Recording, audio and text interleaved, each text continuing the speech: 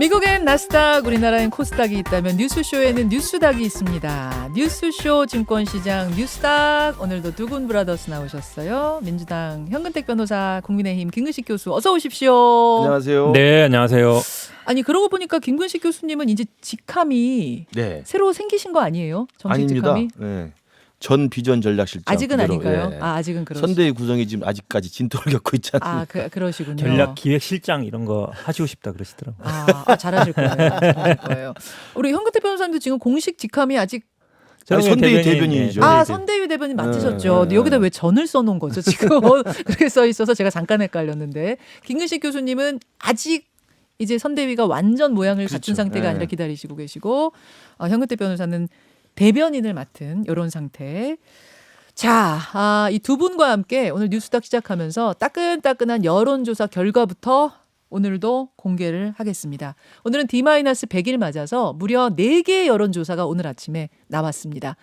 유튜브와 레인보우로 화면을 여러분 보시면 좋고요. 예, 제가 쭉 좀 보여드리면서 몇 개는 수치까지 직접 소개를 해드리겠습니다. 지금 보여드리는 게 중앙일보가 엠브레인 퍼블릭에 의뢰해서 26, 27일 1020명 유무선 전화 면접 조사를 한 결과입니다. 윤석열 38.9, 이재명 36.1, 안철수 6.1, 심상정 5.6. 윤석열 38.9. 예. 그렇고요. 자, 그다음은 넘어갔습니다.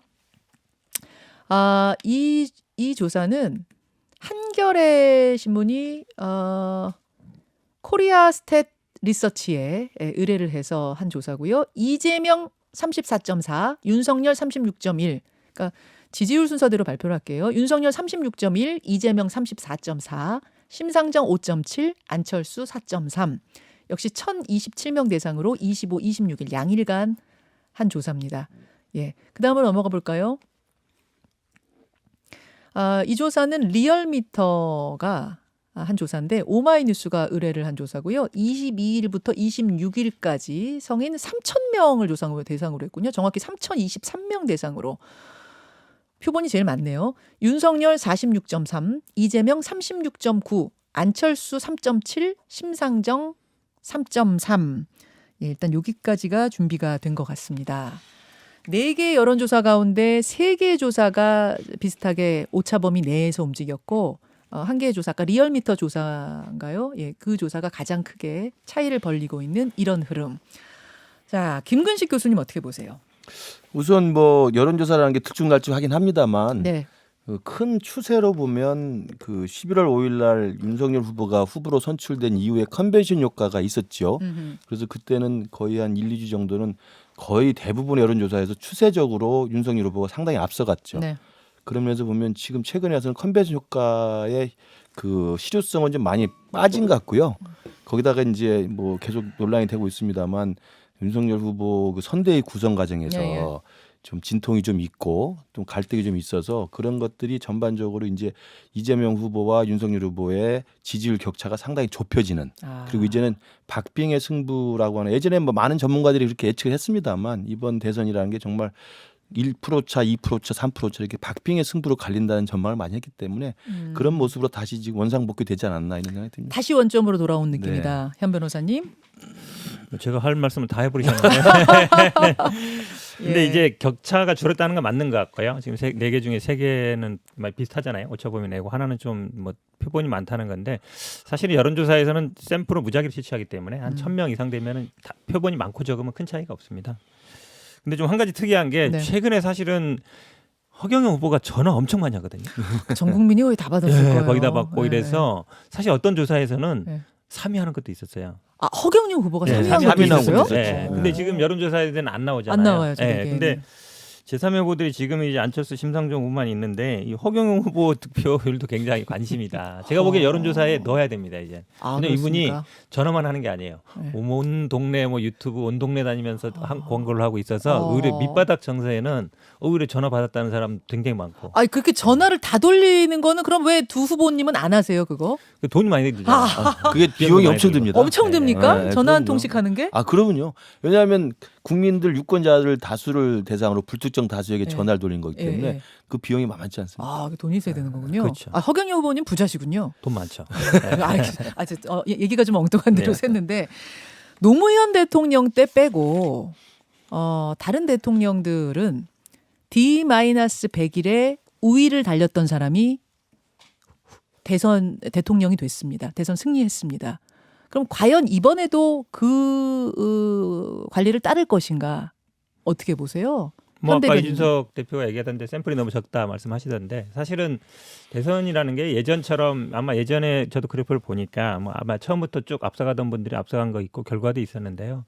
이번 대선 같은 경우는 굉장히 변수가 저는 훨씬 많다고 봅니다. 그 전보다. 왜 그러냐면 지금은 굉장히 여론이 빨리 바뀌거든요. 예전보다. SNS나 이게 되면서 사실 뉴스의 전파 속도가 몇 시간 만에 전국으로 확산됩니다. 굉장히 민감하고. 그렇죠. 민감하고. 예. 그래서 과거와 같이 아마 이 안정적으로 가져가기는 힘들 거다. 그리고 뭐 이재명 후보도 마찬가지입니다만 윤석열 후보도 그렇고 리스크들이 어찌 보면 다 있거든요. 네. 사법 리스크들도 있고 여러 가지 문제들이 있어서 저는 뭐 지금의 지지율이 그대로 간다. 저는 아마 몇 번 더 출렁일 수 있다라고 보고 있습니다.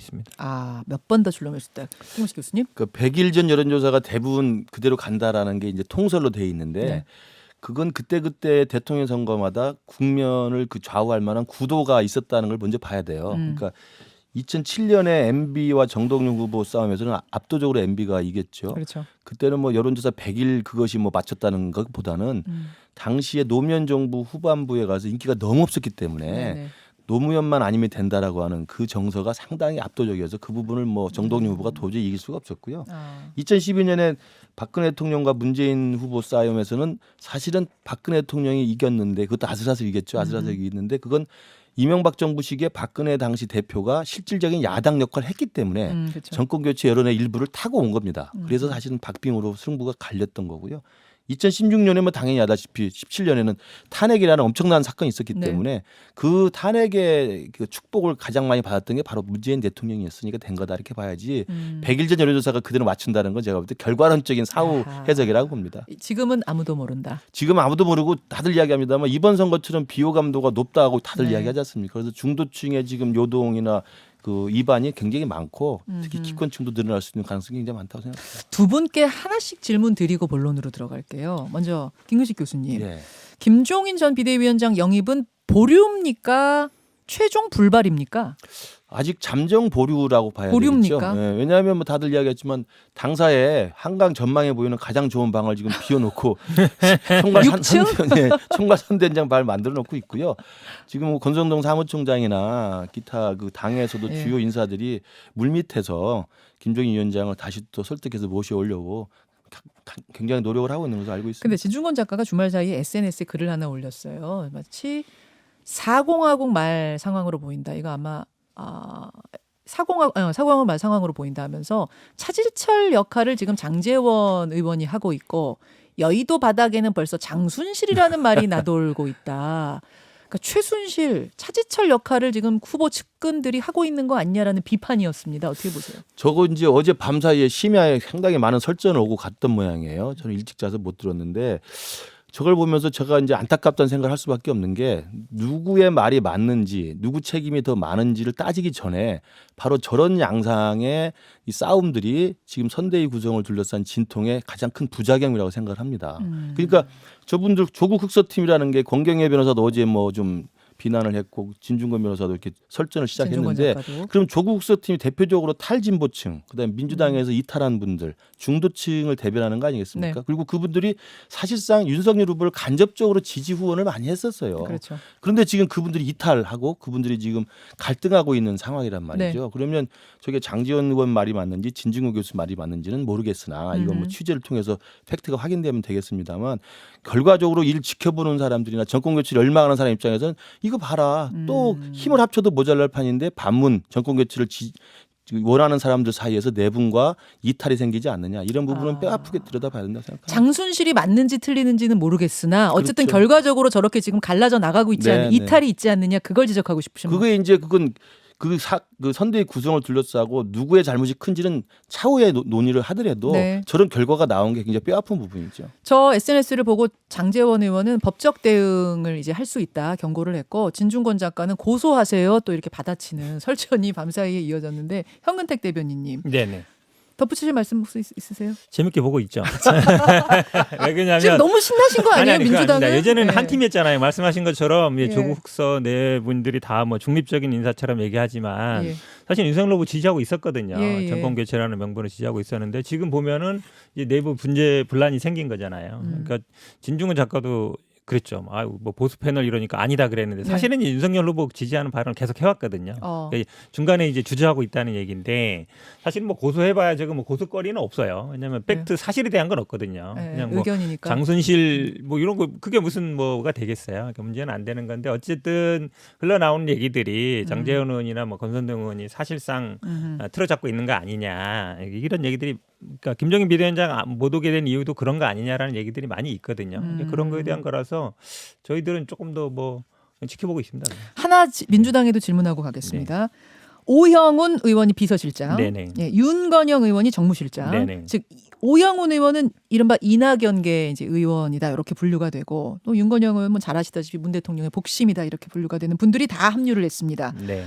그런데 이낙연 전 대표는 호남 일정 후보의 호남 일정에 불참하셨어요. 그래가지고 이게 이낙연 후보는 그때 또 막걸리를 드시고 있었다 뭐 이런 얘기가 막 돌면서 네. 원팀처럼 보이지만 또 사실 원팀 아직 안 된 거 아니야 막 얘기가 나옵니다. 그렇죠. 이제 그게 논란이 좀 됐는데요. 그러니까 주말에 이제 중요한 일정이 있다라고 했는데 어떤 분이 올렸던 거 봤더니 이제 막걸리 마시는 사진을 막걸리 드시는 올려가지고 사진이 SNS에 이게 뭐 중요한 일정이냐 그랬던데.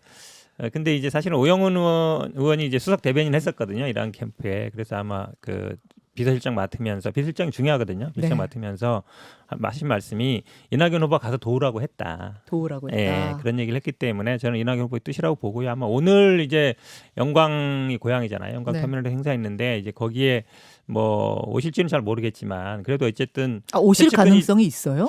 그거는 모르겠습니다. 어쨌든 뭐 이렇게 그거는 뭐 정치라는 건 항상 가능성이 있는 거기 때문에 반드시 안 온다라고 단정을 못 칠 것 같은데요. 그래도 뭐 수석 대표님 맞고 오영훈 의원 같은 경우에는 저 당대표 할 때도 뭐 제 옆에서 도왔던 분이기 때문에 그분을 대신 보낸다는 거는 저는 뭐 마음은 당연히 도와줄 마음을 갖고 계시다라고 보고 있습니다. 알겠습니다. 오늘 일정까지 좀 살펴보기로 하고 관심 있게 보기로 하고 우리 본론으로 들어가죠. 시간이 훌쩍 지났네요. 우선 두 분이 가져오신 상한가 한가 키워드부터 외치고 시작하겠습니다. 현근택 대변인님. 뭐 기억상실 윤석열, 뭐 김성태 의원 관련된 얘기를 했습니다. 기억상실 윤석열. 김근식 교수님. 예, 저도 하한가로요. 인권 변호사 아닌 살인 변호사 이재명 이렇게 하한가 잡아왔습니다. 오늘 되게 세게 가져오셨어요. 아니, 살인 변호사 이재명. 김근식 교수님의 그 키워드부터 설명을 좀 들어야 될 것 같아요. 어떤 의미입니까? 그러니까 이제 지난주에 계속 논란이 됐던 이제 조카 살해 사건 변론을 맡았다는 게 이제 드러났고 몇 차례 사과를 하긴 했습니다만 이게 일파만파 커지는 게 전 두 가지라고 생각하는데요. 하나는 이재명 지사가 성남시장 2010년에 되기 전에 성남에서 오랫동안 활동을 하면서 인권 변호사로 알려져 있었습니다. 근데 지금 드러난 사건이 조카의 모녀 살해 사건이고 또 다른 또 자기 친척이 아닌데 일반인의 또 여친 살해 사건도 변론을 했다는 거 아니겠습니까? 두 개입니까 그러면은 비슷한 살인 사건 변호건이? 네, 그리고 또 이제 조폭 변호도 많이 했고 그리고 자기 그 조카의 또 조폭 관련된 변호도 했던 게 있고 또 검사 사칭은 뭐 다 아시는 거고 그래서 과연 그동안 성남시장 출마하기 전까지 성남에서 활동을 하시면서 인권 변호사라고 했던 게 과연 맞는 말이냐라는 근본적인 회의가 하나 들고요. 두 번째로는 인권 변호사가 아니고 그러면 살인범들을 변호했던 변호사라면 과연 그동안에 본인 스스로 이야기했던 과거의 프로필에 대해서는 엄중하게 저는 입증해 줄 필요가 있다 생각이 들고요. 두 번째로는 이번에 지난주 논란은 뭐냐면 그래서 이제 뒤늦게 대선 후보가 되니까 이제 사과를 했지 않습니까? 여러 차례 사과를 했는데 그 사과하는 와중에 자기 친척 조카의 데이트 폭력이라는 표현을 썼었어요. 데이트 폭력 중범죄라고 썼지 않습니까? 그래서 이 엄청난 사건을 데이트 폭력으로 인식하는 듯한 발언에 대해서는 그게 무의식이든 아니면 실수든 그건 진짜 이재명 후보께서 다시 한번 그 분명한 해명이 좀 필요하다고 생각합니다. 자, 현근택 변호사님. 뭐 데이트 폭력이라는 부분에 대해서는 뭐 사과를 했고요. 데이트 폭력은 제가 봐도 표현은 뭐 적절하지 않은 것 같습니다. 살인 사건이었기 때문에 단순한 폭력은 아닌 것 같고요. 근데 저는 이 살인 변호사라는 부분에 대해서는 굉장히 이제 의문이 있습니다. 저도 변호사 입장이고 그다음에 뭐 정치를 하려고 하는 사람이다 보니까 결국은 이런 거죠. 그러니까 예를 들어서 제가 예를 많이 들어요. 전두환 변호사 없었겠습니까? 있었거든요. 세월호 선장 변호사 없었겠습니까? 있었습니다. 우리 뭐 막가파 마찬가지죠. 그러니까 변호인의 조력을 받을 권리라는 누구나 보장되는 겁니다. 차라리 만약에 이런 걸 변호했다 해서 살인 변호사라 그러면 살인 사건이나 뭐 조폭 사건 이런 분들 다 변호사 하지 말아야 돼요. 차라리 권리 없애는 게 낫습니다. 저는 이런 예를 들고 싶어요. 예를 들어서 살인자가 뭐 어떤 범죄 현장에서 체포가 됐어요. 근데 그 사람이 예를 들어 치명상을 입었습니다. 총을 맞았어요. 근데 이분이 그러면은 119에 실려갈 거 아닙니까? 병원에 가면 의사가 치료를 해주게 돼 있어요. 치료를 했어요. 근데 그 의사가 나중에 정치를 하게 됐다고 생각해 보세요. 저 사람 살인자를 살려준 의사다. 살인 의사라고 할 겁니까? 저는 뭐 그런 경우는 마찬가지라고 봐요. 왜 그러냐면 기본적으로 이분 친척이잖아요. 친척 그렇죠. 예. 조카였고 그다음에 이분이 아마 그럼 당연히 찾아왔으면 저도 만약에 이런 사람 찾아오면 하기 곤란하면 국선 가세요 이럴 거예요. 근데 어떻게 국선 갑니까? 지금은 좀 자리 잡았지만 예전만 해도 국선 변호사 하면 그냥 뭐 법정만 갔다 나오는 사람 봤거든요. 그럼 다른 변호사 알아보세요 이럴 거예요. 하기 싫으니까 피하고 싶으니까.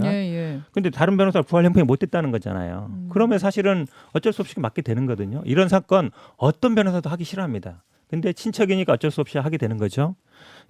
지금 다른 사건 얘기하는데요. 거기는 그 당시 아마 김모 변호사랑 같이 일을 했었어요. 공동으로. 그러니까 그렇죠. 한두 번 갔다가 만 같은데 보통 이렇게 수임이 들어가면 법인이나 같이 할 때 이름을 같이 넣습니다. 이제 그런 걸 가지고서 사실은 인권 변호사로 해온 일도 굉장히 많습니다. 지금 왜냐하면 뭐 아시다시피 시립병원 얘기라든지 파크뷰 얘기라든지 용산 참사라든지 이런 거 다 해왔거든요. 그러니까 20년간 변호사였습니다. 아마 제가 보기에 민사 형사 합치면 수천 건 했을 거예요. 그 중에 한두 건 한 거 가지고서 살인 변호사라고 그러면 저는 아마 대한민국에서 변호사 출신이 정치는 못할 거다. 이런 걸 비난한다거든요. 저는 그렇게 말씀드립니다. 김구식 교수님. 제가 살인 변호사라고 한 거가 이제 금방 말씀하신 것처럼 일반적인 변호사분들이 그런 형사 사건을 수임한 걸 뭐라고 할 수는 없죠. 근데 이재명 후보는 인권 변호사라는 타이틀로 정치를 시작하셨다는 거예요. 그러니까 저도 학교 다닐 때 학생운동에서 감옥에 가봤습니다만 전두환 독재 정권 때 인권 변호사라는 분들은 학생운동, 또 노동운동, 또 뭐 여성운동 이렇게 해서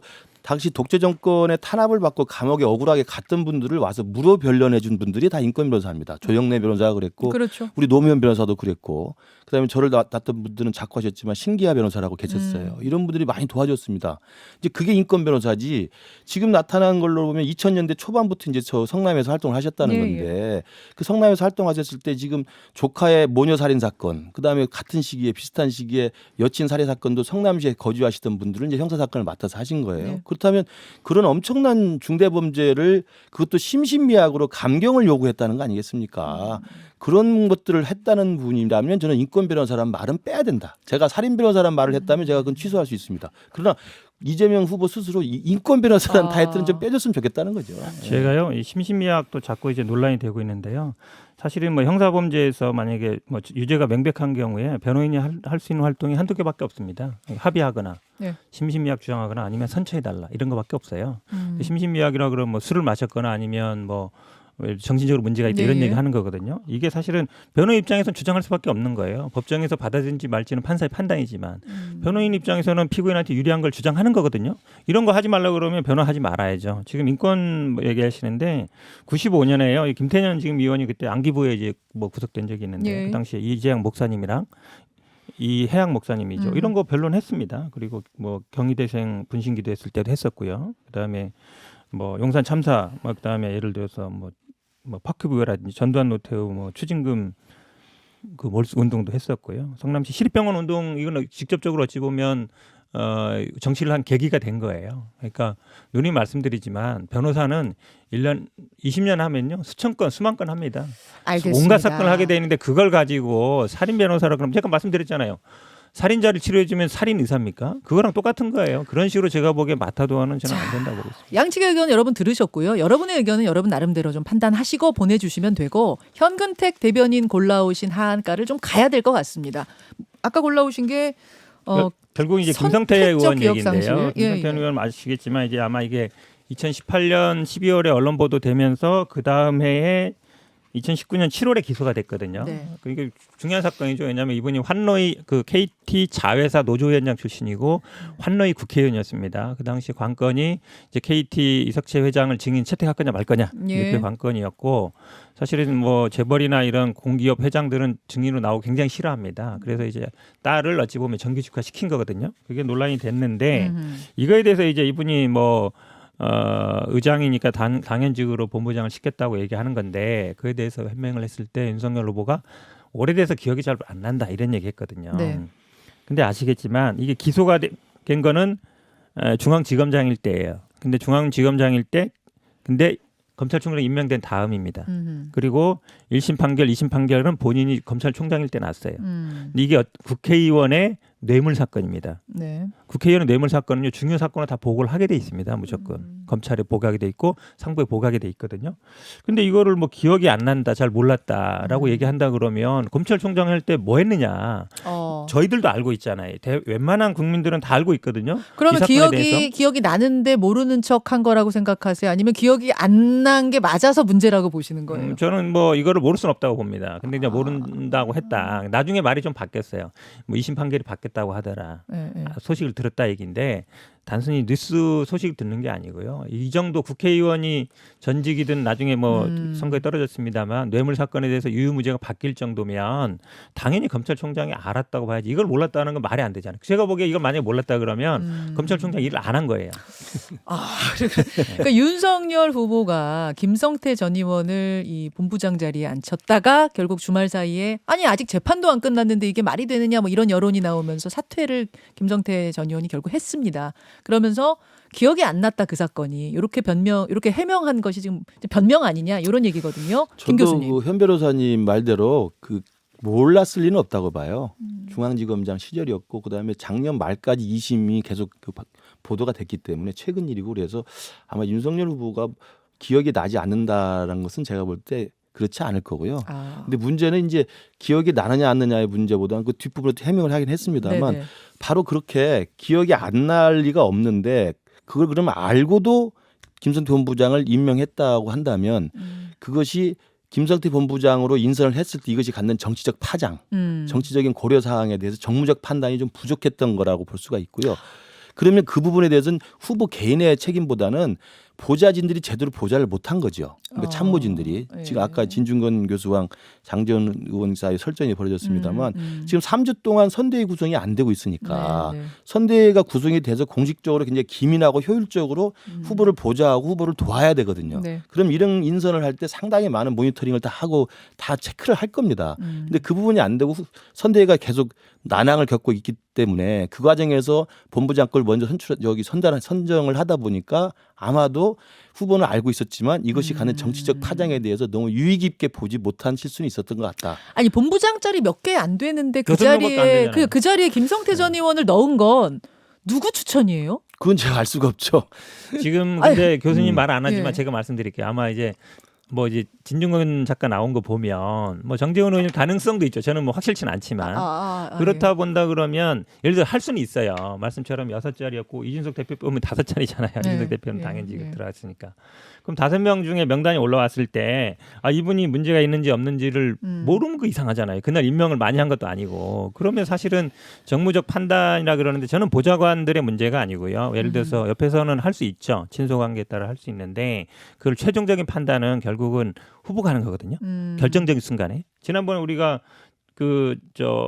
80초 동안 가만히 있었을 때도 결정적인 순간에는 혼자예요. 본인이 사고. 결정해야 돼요. 본인이 상황 판단을 해서 대처를 해야 되는 것이죠. 옆에서 누가 예를 들어서 뭐 핵미사일이 바로 날아와요. 근데 전화했더니 뭐 통화가 안 돼요. 미국하고도 전화가 안 돼. 미국 전화한다 그랬는데 미국도 전화도 안 돼요. 그럼 어떻게 해야 돼요?